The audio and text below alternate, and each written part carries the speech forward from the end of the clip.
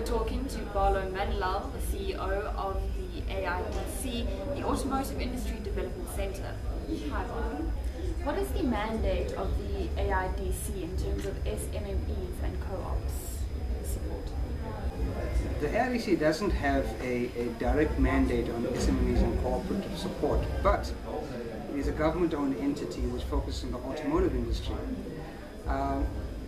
Government has some very prescriptive targets on SMME support and cooperative support, etc. So what we try to do is we look at how we could support SMMEs, cooperatives within the automotive sector. So it is looking at government's objectives and looking how we could fast track government's, let's say, socio-economic agenda within the automotive sector. What is the largest barrier in growth in this sector? For SMEs and cooperatives, okay, that's very easy. I think there's a few things. For one, access to finance, I would say, is probably one of the key barriers of entry for SMEs and cooperatives. There's also market access. Most of the SMMEs, cooperatives, etc., are very small companies who don't have the resources to access multinational companies, etc., and even foreign markets as well. So the idea is to look at support programs for SMMEs, funding packages, easily accessible funding packages. There is funding, but I think sometimes it's a very convoluted process to access the funding. So it's putting in accessible funding packages, support programs to develop them from a quality perspective, to start producing products that are world-class standards, and to create access to foreign and also national markets. How has the AIDC configured its organization to support these programs? In responding to the challenges of SMMEs and cooperatives, the AIDC has a number of business facilitation programs. We have firstly professional support services where we go to companies and we look at optimizing the company's operations. We look at looking at market access coaching for these SMEs and entrepreneurs. We also have a toll-free line. We also have a web-based catalog program where we actually develop catalogs for these companies because they don't have the capability and the resources to do it as well. But I think what's very important about the AIDC is in addition to what I've just told you as well, is we're very flexible in terms of developing purpose-designed, bespoke support programs that respond to the key challenges as well. So the AIDC support does not just end by what I've told you. As we come up with further challenges, we reconfigure our programs to address those specific challenges.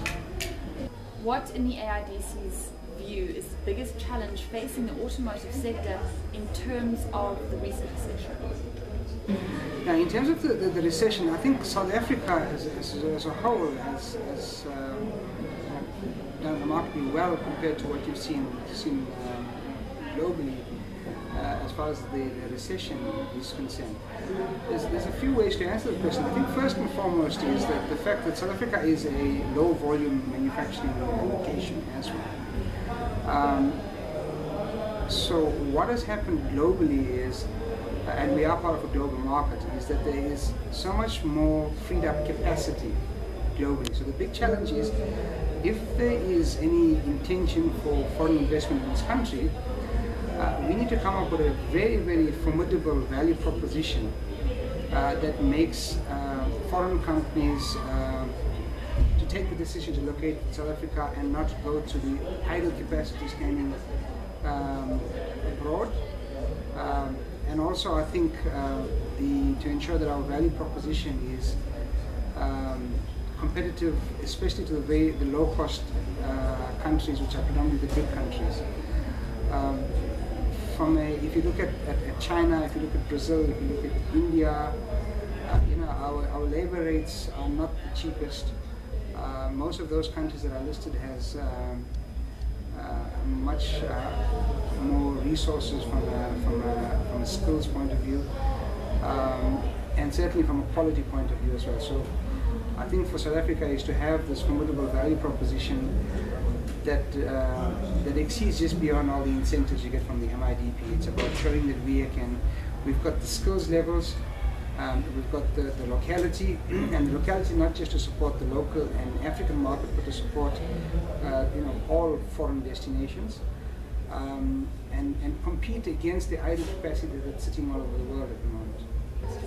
Is there any partnership with the IDC, GEP or Kula, and how does that operate? I think this, first and foremost, I don't think there's a need for a partnership. I think we have a very strong working relationship, because I've seen many organizations who have great partnership agreements, which is just a document, but it actually yields no positive results. I think it's more important to have a good, close working relationship to understand what these DFIs have to offer. JEP, for instance, the Gauteng Enterprise Propeller, fortunately, it's an agency of Gauteng provincial government. So, in a sense, we have institutional relations with them. So, engaging them is quite easy as well. We also have very close working relationships with the IDC, with DBSA, and most of the other funding institutions as well. So, I do recognize the fact that the process of accessing funds with IDC, DBSA, is quite an onerous process, and we've engaged with them quite extensively to see how we could assist in supporting companies to access these funding approaches. We've done a number of interventions with companies that are in distress at the moment, because we have a distress hotline, so companies who need support, etc., can lodge a call at our call center, and we will respond, and we will support them with, even as far as developing a business plan, looking at a business case for them, walking them through this sometimes painful process of accessing funds. So I don't see the need for a formal MOU as such, but I think it's more the value that you can get from the relationship with these organizations.